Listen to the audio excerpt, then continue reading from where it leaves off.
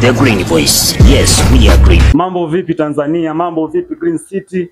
Mambo vipi A-Town? Mambo vipi Lock City Mall? Okay. Karibu sana kwenye kipindi chetu pendwa cha Sauti ya Muziki na Green Voice TV, si ndio? Okay. Kwa majina yangu naitwa Max D, presenting Green Voice TV. So leo tupo na msanii wetu pendwa kwa nyanda za juu kusini, especially Mbeya. Leo tutaenda kuzungumzia kiufupi ni msanii, kiufupi yani historia yake ya muziki, game gani katokea na ambapo sasa hivi yupo na vision yake mbele. Nitamkaribisha ndugu yetu.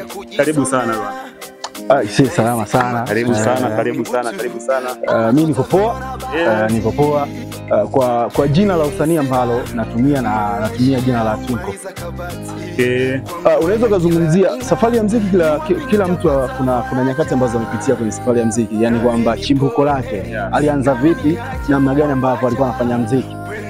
Kwangu mimi naweza nikakumbuka kwa kidogo sana nikiwa darasa la 7, kwa sababu ndizo nyakati ambazo inawezekana ilikuwa ni mwanga, kwa sababu kila nikifikiria hiyo nyakati ndio nyakati ambayo ilionekana kwamba ndio funguo ya kwangu kwenye safari ya muziki, kwa sababu nakumbuka ilikuwa ni kwamba kuna limits ya nyimbo ambayo ilikuwa inapendwa sana kupigwa.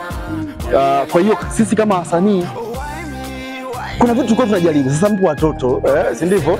Sasa kuna ule utani ambao unatokea kwenye muziki ambao ulinifungulia, kwa sababu naamini watu wengi mtu unaweza kujiuliza namna gani, kwa sababu mfano kama maikumbuka kuna nyimbo Snoop Dogg kama sikosei, ndiye ambaye alikuwa anaimba kipindi hicho, kwa sababu umenikumbusha, umeniambia kwamba nielezee historia ya mbali sana. Kwa hiyo nikielezea hivyo, kuna nyimbo ilikuwa inapigwa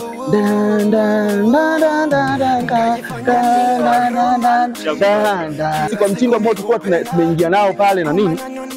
Kuna kitu ambacho kilitokea, kwa sababu mfano kama sisi tulikuwa tunaimba enzi za mababu zetu tulikula ndizi, kula chuma hicho. Ndugu mtazamaji, kama unavyoona ni ufupi tu nimempa mwenyewe, nahisi unaona namna gani shikaji wetu ambao kipawa kipo. Yani hiyo ni historia yake fupi. Amesema toka darasa la 3 kuna namna baada ya kusikia muziki akaanza anapenda nini muziki. So ndugu yangu, kwanza baada ya historia yako hapo kafupi, sasa rasmi wewe kuna muziki unasema, yani achana na hiyo historia kwamba mimi niliposikia muziki nikaanza napenda. Sasa historia yako lazima sasa hivi naanza naingia studio, naanza nafanya yani mwaka gani au tunasema sasa wewe ndio umeingia rasmi kwenye muziki? Nakumbuka kwamba mwaka 2018 ndio wakati ambao kwa asilimia kubwa nikawa nishaanza kujua uandishi wa muziki unaandikwaje, kwa sababu tayari nilikuwa nishakutana na wasanii wengi ambao baadhi tayari walikuwa wakubwa. Mfano kama unamkumbuka msanii ambaye alikuwa anaitwa Don Dizo, ambaye kipindi hicho alipiga nyimbo na Bright, lakini pia alikuwa na nyimbo yake ambayo ilikuwa inatikisa sana, inaitwa Sanda Kalawe. Sanda Kalawe ni nyakati ambazo wale ndo ambao walikuwa wakinielimisha namna gani ambavyo na uwezo wa kuandika muziki mzuri. Inamaanisha ili utokeze wimbo mzuri, cha kwanza ambacho nimeambiwa kwamba unaweza kama umepata mistari miwili kwenye nyimbo. Ukishapata mistari miwili kwenye nyimbo, inamaanisha tayari ni muziki wako. Kwa sababu gani? Mistari miwili inakuelekeza direction ya wewe unaweza kaandika kitu gani kwa mbeleni. Inawezekana kwamba I say wewe mtoto mzuri mimi nakupenda, si ndivyo? Inamaanisha kwamba moja kwa moja kile ambacho utaelezea ndani, inamaanisha utakuwa unaelezea kuhusiana na mtoto mzuri ambaye unafanya nini, unayempenda. Kwa hiyo akawa ananielekeza kwamba hata kama ukipata mstari mmoja, ukapata mstari wa kawaida tu, unaweza ukakupa direction ya wewe kuandika muziki mzuri. Kwa hiyo wewe tunza mistari. Kupitia hicho kipindi kikawa ndio kipindi cha kwangu ambacho mimi hata nikipata mistari miwili nilikuwa naandika. Kipindi ambacho nimeandika nyimbo nyingi sana, lakini moja wapo ya nyimbo ambayo niliandika kwa mistari michache, lakini ni nyimbo ambayo nimekuja kuitoa 2023. Mimi ndio nyimbo ya kwanza. Sio nyimbo ya kwanza. Yani kwamba baadhi ya nyimbo ambayo niliandika zamani sana, niliandika 2016 ulikuwa ni mistari miwili. 2018 ni nyakati ambazo kuna kitu ambacho kuna kitu ambacho tulikiandika. Inamaanisha 2016 nimeandika hiyo mstari miwili, sijui namna gani, lakini unaelekeza wengine, unawaambia kwamba nimeandika aina mstari kama huu. Vipi? Unaweza kufaa? Ndio kipindi ambacho kwa ananielekeza. Ndio maana nimekwambia hivi, ile nyimbo ilikuwa na mistari minne, si ndivyo? Miwili, kutokea miwili kafuata minne, kwa sababu anakuambia ili kukamilisha verse mistari minne hiyo, si ndivyo? Kwa hiyo inamaanisha nikaja tena nikaongezea mistari minne. Kwenye kuongezea mistari minne nikakaa muda mrefu bila kufanya, bila kutoa, na ndio nyimbo yangu ambayo hadi sasa ni hit. Lakini nyimbo yangu ya kwanza ambayo naweza nikazungumzia kwamba nilitoa ilikuwa inaitwa Nipe. Ni nyimbo ambayo kwangu mimi sikuwa na mpango kuitoa hiyo nyimbo, kwa sababu naelezea historia ambayo inawezekana watu wengi wakajua ni kitu gani ambacho kilitokea nyuma. Ni kati ya nyimbo ambayo mimi nilienda studio, nimeenda studio nikamwambia idea producer wangu kwamba mimi naimba aina ya muziki fulani, mimi kuna muziki ambao napendelea kuimba. Akaniambia imbo unavyoimba. Aliponiambia imbo unavyoimba, nikamwonyesha ninachokiimba. Akapiga beat, lakini kila nikiimba kwenye ile beat siingii kabisa, kwa sababu anakuambia mtu inawezekana unaingia nje ya key. Kama umeisikia kwenye muziki wakikwambia kwamba uko nje ya key, inamaanisha kwamba ufuati ule mlolongo mzuri, mtiririko wa beat. Mimi nikasema sawa, kwa sababu nilikuwa na hamu sana ya kurekodi wimbo. Nilichokifanikisha, nikamwambia nipe beat. Usiku nikaandika, asubuhi nikaenda nikarekodi. Ni nyimbo yangu ya kwanza ambayo niliandika, na kama nakumbuka ilikuwa ni mwaka 2019, yani ambayo nilienda kutoa studio mwaka 2019. Mwaka 2019 ndio ya kwanza nimeitoa audio ambayo yani usiku nimeandika, asubuhi natoa nyimbo.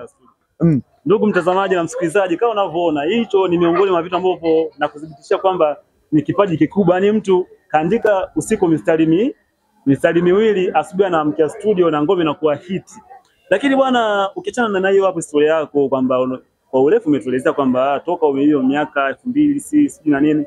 So wewe yani kwa hapa Tanzania, kwa hapa nchini kwetu, yani ni msanii gani ambaye sasa huyu msanii baada ya kusikiza kazi zake, umeona, baada ya kusikiza ile kazi zake ukatokea kuvutiwa kama sasa huyu, ukishana na ile ambayo umetoa sijui nani yule kule umesema nani, nipe ile nyimbo ya kwanza lakini sasa kwa Tanzania yetu hapa kwamba ni mtu gani ambaye unasema huyu mimi nikimsikiza huyu ndo aliyeinspire mimi mpaka nikapenda muziki na kwanza kuandika mistari? Mtu wa kwanza ambaye watu wengi tunamtazama, kila mtu ana utofauti wake wa namna muziki ambao anavyopendelea. Ni sawa sana, wewe unaweza ukaipenda Simba, mimi nikaipenda Yanga, au mimi nikaipenda Simba, wewe ukaipenda Yanga. Iko hivyo. Msanii wa kwanza alikuwa ni Diamond Platinum. Unajua namna ambavyo Simba anaimba unasema yes. Lakini msanii ambaye unaweza kumuita role model ni Rayvanny. Lakini mimi kila kitu nakifuata kwa Simba. Mimi kwenye msingi wangu wa uandishi wa muziki huwa nazingatia vitu vinne. Huwa nazingatia nyimbo hits, melodically, miondoko, si ndivyo? Kuna kitu kingine ambacho nakiongezea, inamaanisha kwamba hicho anaenda kukimaliza producer. Kwa hiyo unakuta kabisa kwamba nyimbo hit, si ndivyo? Melodically, miondoko. Unajua miondoko ndo kila kitu. Namna gani ambavyo unaweza kubadilika kwenye muziki, namna gani ambavyo unaweza kudondoka kwenye midondoko mbalimbali kwenye muziki. Kwa ndio ambayo mimi nayazingatia. Kwa msanii ambaye wameniinspire kwa asilimia kubwa, unaweza kumzungumzia Diamond Platinum, lakini pia zaidi unaweza kumzungumzia Rayvanny, kwa sababu ndiye role model ambaye aina anavyoimba inamaanisha anavyoweza kubadilika kwenye nyimbo hii, kwenye nyimbo hii, kwenye nyimbo hii. Ni sawa sana mimi pia huwa nabadilika. Aina ya nyimbo nyingi pia na uwezo wa kuziandika. Okay, lakini pia baada ya kumsikia kwamba role model wako mzuri ni Simba pamoja na Rayvanny, lakini pia baada hicho ni kipindi chote kwamba toka 2018 mpaka 2022 unatoa hizo nyimbo zako. Sasa ni mafanikio gani ambayo unasema yes, baada ya kutoa nyimbo hii mpaka leo hii tunazungumzia 2025, si ndio? Sasa ni mafanikio gani unasema ni mimi kwa sasa nilipofika hapa bwana, mimi naweza nikajivunia hiki na hiki na hiki na hiki?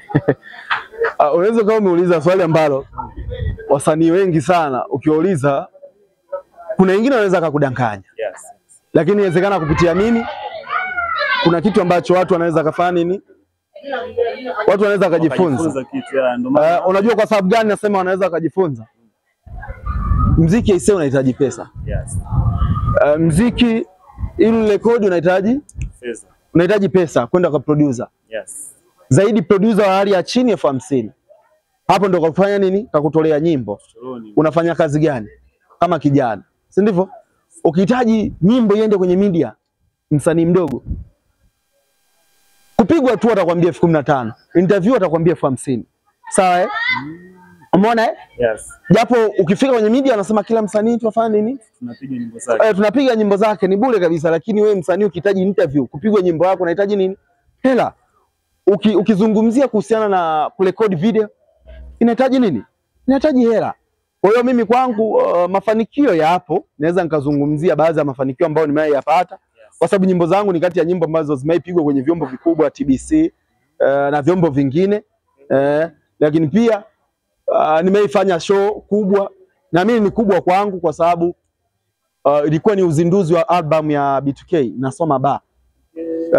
Nilifanya hapo, tulialikwa tukafanya, lakini kitu kingine, baadhi ya matamasha na sehemu za hapa na pale tumefanya nini? Tumefanya. Kwangu mimi kwa mwanzo ni mafanikio, kwa sababu kuna watu hawajaipata platform kama hiyo, hata tu kwenda kuimba mbele za watu, hata kwa hiyo unakuja kuona kwamba baada ya hapo akili yangu ikajikita kwamba nikihitaji kufanya mziki mzuri nahitaji pesa.